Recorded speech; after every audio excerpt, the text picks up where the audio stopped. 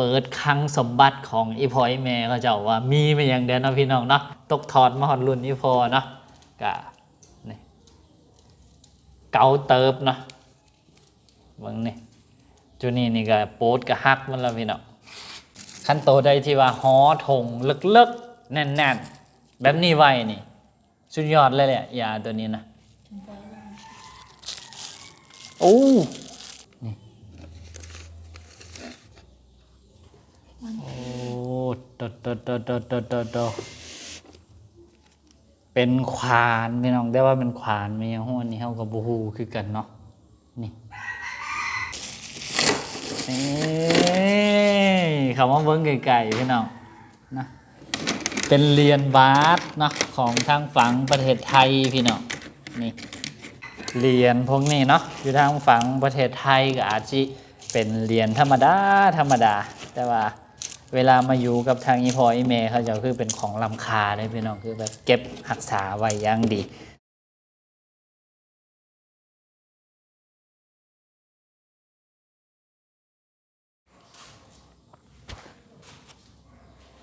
สบายดีและสวัสดีบรรดาให้พี่น้องมัดสุผู้คนอีกตื่มเซนเก่าเซนเคยเนาะกะพอดี2-3 มื้อนี่พี่น้องฝนตกไปทางใดก็ไปบ่ได้เฮ็ดหยังก็เฮ็ดบ่ได้พี่น้องก็เลยนี่แหละอยู่เฮือนมากอะพอดีไปเห็นนี่เนาะเห็นเครื่องของเก่าๆของอีพ่ออีแม่เขามื้อนี้ก็เลยสิมาเฮ็ดเป็น EP เนาะให้กับบรรดาให้พี่น้องได้เบิ่งได้ชมไปพร้อมๆกันกับพวกเฮาว่ามีเป็นหยังแดเนาะมื้อนี้ก็เลยนี่ละมาเป็น EP นี้เนาะเปิดคลังสมบัติของอีพ่ออีแม่เขาเจ้าว่ามีเป็นหยังแดเนาะพี่น้องเนาะเผยอีพ่ออีแม่เขาเจ้าอาจสิเป็นเซตทีสอนฮูปก็ได้นะพี่น้องเนาะทั้งหมดทั้งมวลก็น่าสิอยู่ในนี่แหละพี่น้องเบิ้งความเก่านะความเก่าความนั่นนี่นี่อันนี้ก็เป็นพุ่นได้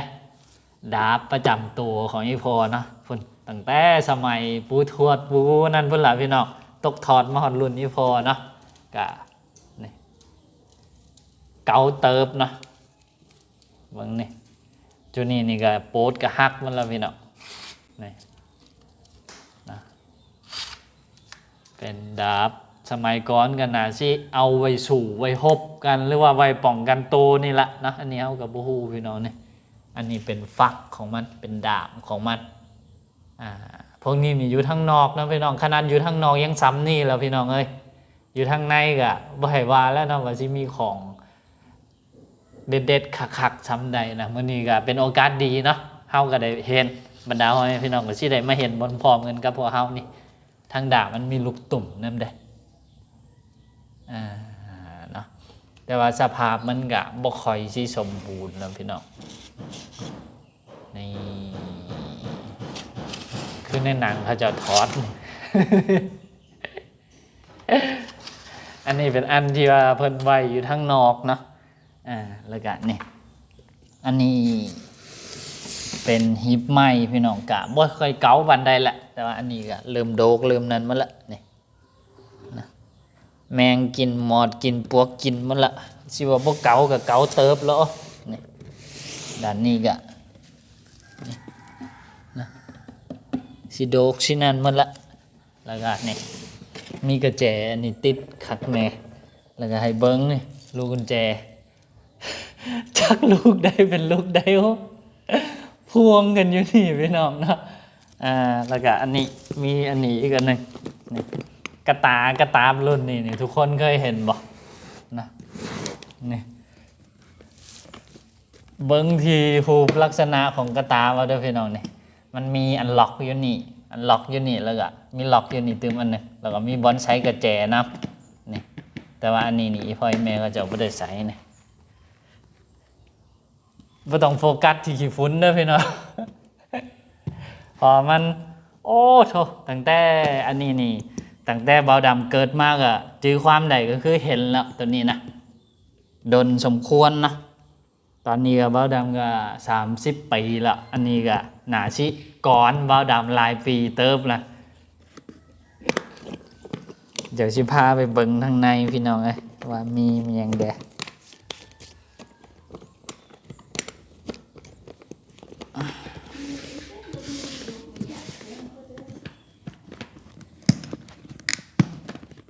ไข่นี่ได้ไหม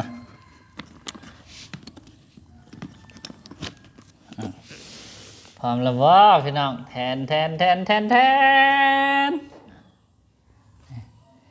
เป็นเครื่องนะเครื่องนุ่งเครื่องห่มของอีพ่อไอแม่ค่ะเดี๋ยวจะเอาออกเบิ้งให้เบิ้งหมดเลยพี่น้องเครื่องดีๆงามๆกับสิมาใส่หีบใส่นั่นนี่แหละปลาไว้นี่อันนี้น่าจะเป็นเครื่องของอีแม่พี่น้อง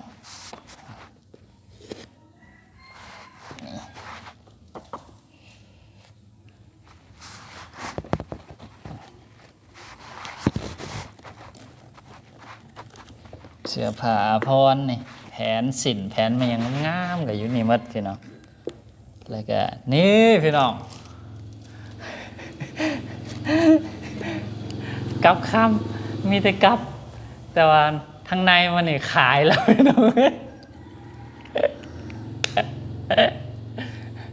มีแต่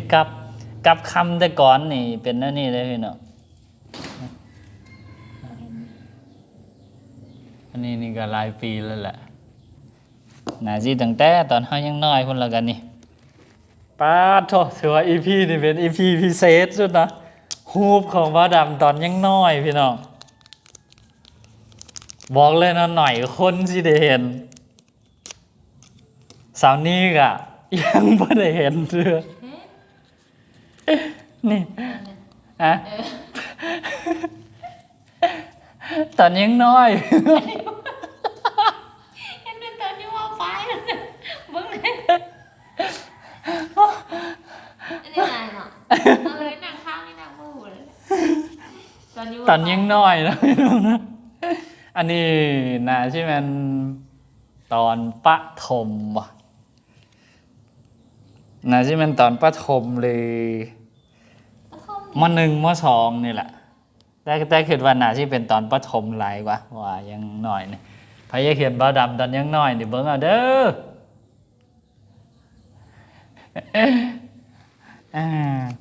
แล้วก็ที่เรือเป็นรูปของบรรดาเอื้อยอ้ายอันนี้เป็นรูปเอื้อยเนาะ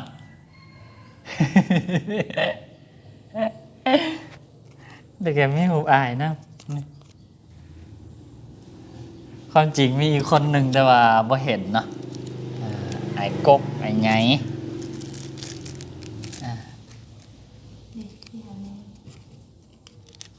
สั้นแรกหมดไปแล้วพี่น้อง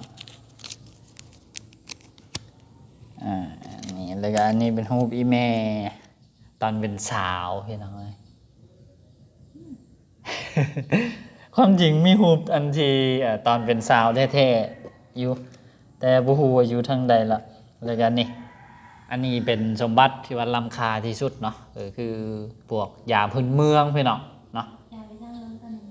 ยาไม่ยังหุ่นแหละคือแบบโอ้ยาพื้นเมืองแต่ก่อนนี่พี่น้องเอ้ยชุดความขลังชุดความดีเลยอันนี้เป็นอันขาวๆนี่ไม่ยังไหมบีเนาะ เอาไว้เฮ็ดยา นี่ เราห้อยได้จริงๆนะแม่นะ อันนี้บ่ฮู้ว่ามันคือมันยังคือกันนะแต่อีแม่ก็ว่าไว้เฮ็ดยาคือกันเป็นยาพื้นเมืองพี่น้องจะอันนี้เนี่ยโอ้นี่แหละพี่น้อง แต่เอาจุกนี่ อ๋อ แล้วก็มีอันนี้เติมนี่อันนี้มันมาร์กมันยังฮู้ คือเนี่ยคือห้อยบ้างไงนะ โอ้คือกันทอกเบิ้งนะแม่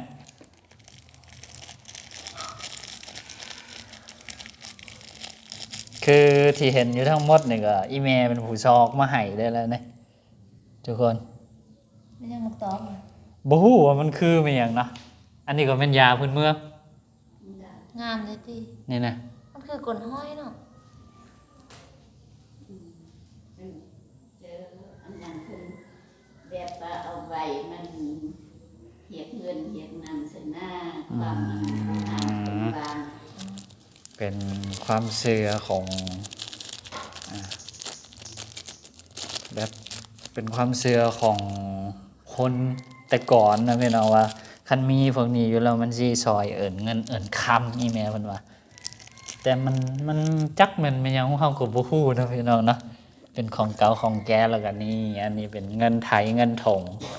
มีแบงค์20 บาทนะพี่น้องเนาะ ไปเดินเลยเนาะ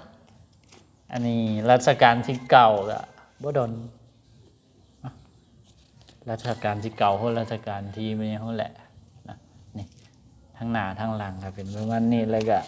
นี่ซุมื้อนี้ซอกยากแล้วได้พี่น้องนี่ปาดโธ่ ก็มีเงินดอลลาร์อยู่นะ โอ้บ่แม่นธรรมดาพี่น้องนี่มีเงินดอลลาร์นำ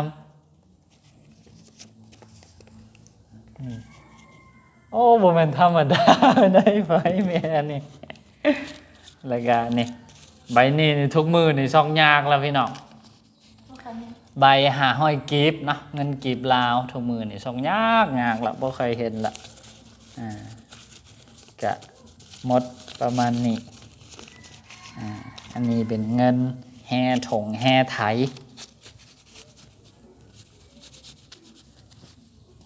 อันนี้เดาเนาะพี่น้องเนาะว่าเท่าที่ได้ยินตั้งแต่ยามน้อยๆพ่อแม่ก็จะมาบอกให้ฟังคือแบบสิบ่ให้เงินขาดถงขาดไทยอะนะคันถ้าหากว่าเงินขาดถงขาดไทยก็คือแบบมันสิขาดจังซั่นตลอดเพิ่นก็เลยนี่ล่ะมีเงินแห่ถงแห่ไทยคือบ่ให้ขาดก็ถ้าหากว่าเงินในถงในไทยนี่บ่ขาดตามความเชื่อก็คือเฮาก็สิมีเงินใช้บ่ขาดมือหั่นน่ะแล้วก็นี่พวกนี้ก็เป็นบัตรอันนั้นแล้วก็นี่ ทางเปล่าเหรอ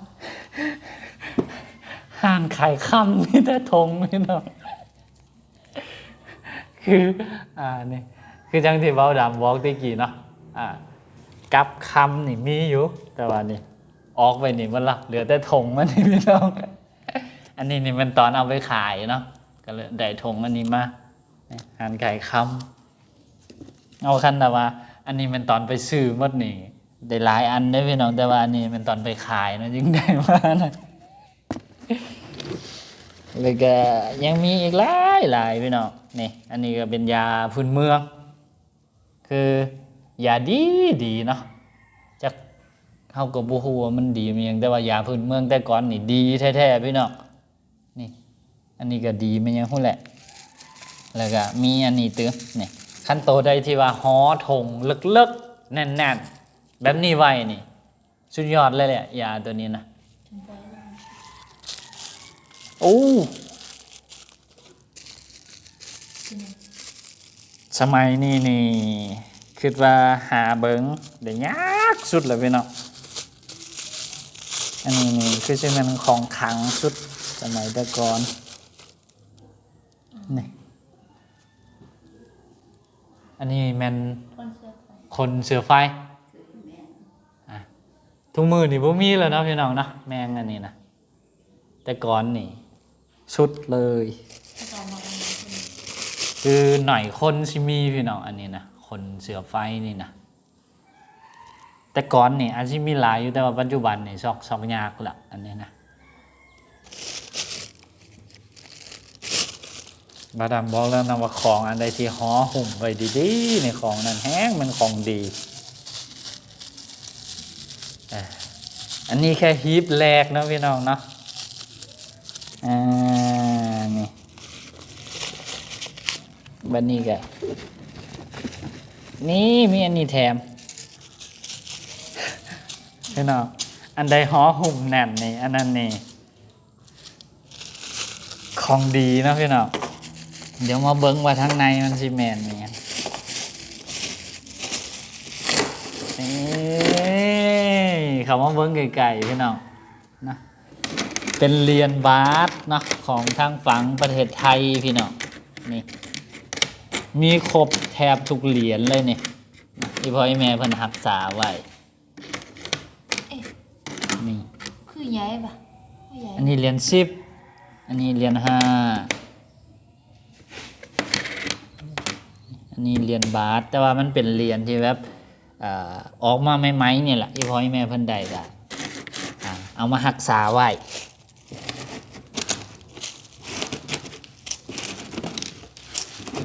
คือ เหรียญพวกนี้เนาะอยู่ทางฝั่งประเทศไทยก็อาจจะเป็นเหรียญธรรมดาธรรมดาแต่ว่าเวลามาอยู่กับทางอีพออีเมเขาจะคือเป็นของล้ำค่าเลยพี่น้องคือแบบเก็บรักษาไว้อย่างดีใส่หีบใส่ไถไว้แบบโอ้เก็บมัดเมียนไว้คือแบบอย่างดีเลย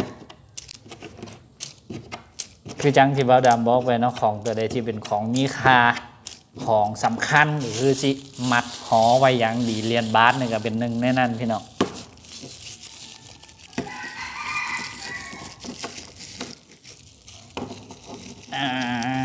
เนาะนี่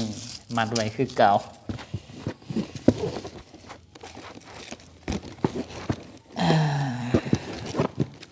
ทานไปนะหีบแรกพี่น้องเดี๋ยวเก็บอันนี้ใส่ก่อน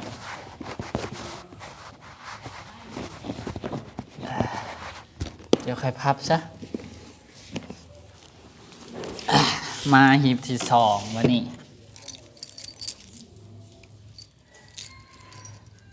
เดี๋ยวหาลูกกุญแจกันเด้อพี่น้องว่าชิแมนอันใด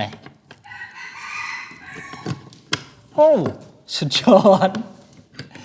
ปั๊บบาทเดียวเลย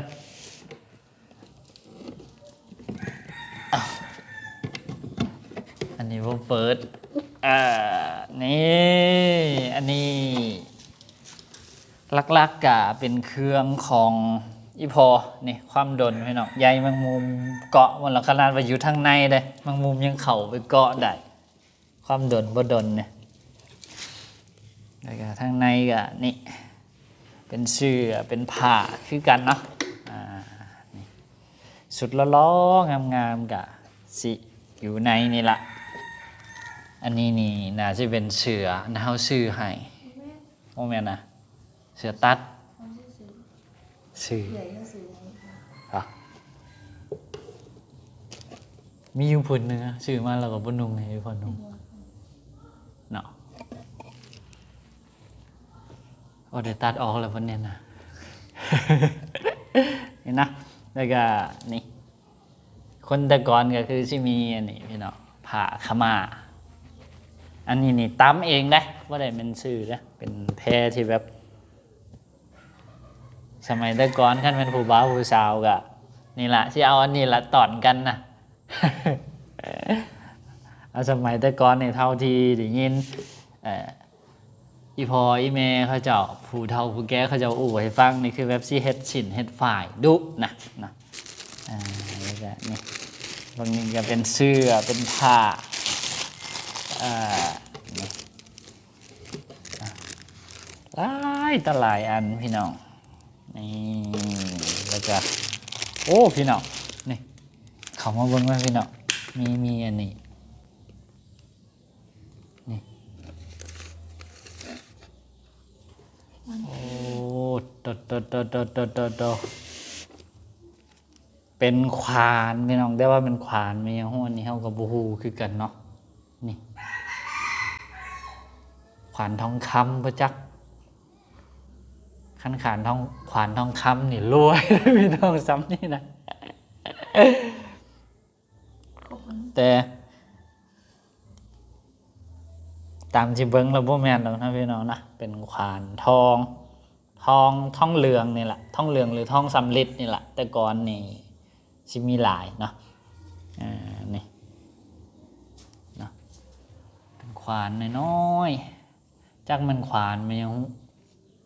อันนี้มันเอาไว้เห็นไหมแม่มันขวานใช่ไหมแต่อันนั้นพอของเรียนนี่แหละไปได้อยู่อันลืมบางทีเข็มนำแต่อยู่กองเลยว่าเอามาซาอันสุดดำมีอันหอยจุดแดกเรื่องก็สำหรับไฟฟ้าบอกคุณท่านทุกยีแล้วก็ทางสื่อผิดบัตรมันจะมีราคาเอามาเสื่อมไว้ ทุกมือนี่ก็ยังบ่ทุกมือนี่ก็ยังบ่ทันฮู้เนาะว่าอันนี้นี่มันมีราคาหรือบ่มีแต่มันบ่แม่นทองแต่มันเป็นของเก่าพี่น้องอันนี้น่าสิเป็นทองเหลืองนี่แหละทองเหลืองหรือทองสำริดเนาะนี่ขวานแต่ก่อนพุ่นตั้งแต่รุ่นพ่อของอีแม่พี่น้อง กะโอ้เก็บได้นี่ก็โอ้หลายปีเติบเนาะนี่พี่น้องนะแล้วก็หมดละอันนี้ก็เป็นผ้านั่นเลยนะ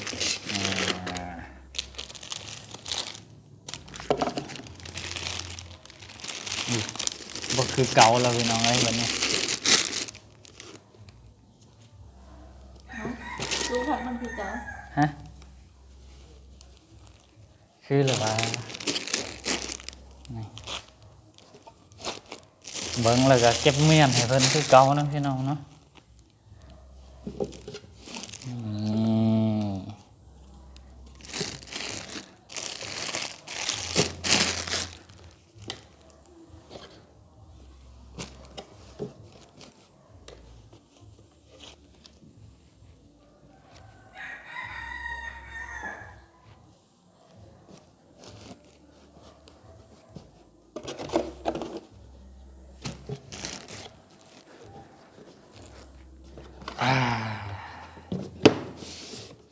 จบไปนะพี่น้องเนาะกะ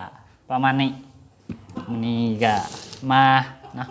เปิดคลังสมบัติของอีพ่ออีแม่ให้กับบรรดาให้พี่น้องได้เบิ่งได้ชมเฮาก็ลุ้นอยู่ว่าอีพ่ออีแม่นี่สิแม่นเซตทีสอนฮูปบ่คือบ่เคยบอกบ่เคยอันนั้นเฮานะนำมื้อนี้ก็ได้เห็นกับหูกับตาแล้วพี่น้องเนาะก็นี่แหละอีพ่ออีแม่เขาเจะก็เป็นเศรษฐีหรือเป็นเศรษฐีนำใจเนาะพี่น้องเนาะก็ประมาณนี้พี่น้องเนาะก็สำหรับ EP นี้ก็บ่มีอย่างหลายเนาะพามาเบิ่งของเก่าของแก่ของสะสมของพ่อแม่เขาเจ้าก็คือจังที่เห็นเนาะมีเหรียญบาทแน่โอ้เฮาก็บ่คิดว่าสิได้เห็นเหรียญบาทเนาะอยู่ในหีบในไหของพ่อแม่เขาเจ้านะเนาะแล้วก็มีโอ้คนเสือไฟเนาะของเก่าแล้วก็เป็นพวกยาพื้นเมืองนะของดีของหายากสมัยเดี๋ยวนี้ล่ะนะยาพื้นเมืองแต่ก่อนเนี่ยก็โอ้ดีแท้ๆพี่น้องนะก็ประมาณนี้สำหรับ EP นี้ก็ผิดพลาดประการใดก็ต้องกราบขอโทษขออภัยเนาะไว้พบกันไหมใน EP ต่อไปนะสำหรับคลิปนี้ขอกล่าวคำว่าสบายดีขอมอบขอบใจบรรดาพ่อแม่พี่น้องหมดทุกผู้ทุกคนนะที่คอยติดตามและให้กำลังใจเสมอมาบ๊ายบาย